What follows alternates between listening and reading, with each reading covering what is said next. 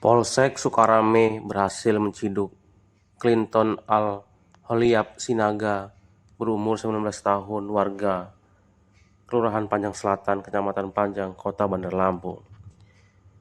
Clinton diduga diamankan polisi karena diduga menembak Sandi Polanda, berumur 26 tahun, warga Provinsi Sumatera Selatan. Kapolresta Bandar Lampung, Kombes Pol Abdul Waras mengatakan polisi berhasil menangkap pelaku pasca penembakan terhadap pria yang sedang melakukan PKL di kantor Bawaslu Lampung. Tim berhasil mengamankan Clinton setelah melakukan penembakan terhadap Sandi yang sedang praktik kerja lapangan di kantor Bawaslu Provinsi Lampung. Polisi melakukan penyelidikan hingga menangkap pelaku, yakni atas laporan polisi. Pelaku terancam 20 tahun penjara.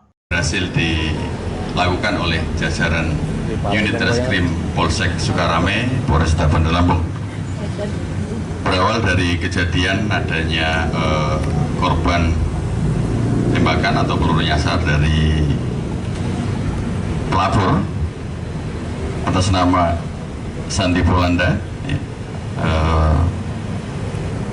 PKL, mahasiswa yang melaksanakan kegiatan di Bawaslu yang terjadi pada hari Rabu tanggal 28 Agustus 2024 sekira pukul 12.00. Dengan adanya kejadian itu, jajaran unit Reskrim Polsek Sukarame melakukan serangkaian penyelidikan dan alhamdulillah berhasil mengungkap pelaku dengan identitas Clinton Al-Holyab Sinaga, umur 19 tahun, yang beralamat di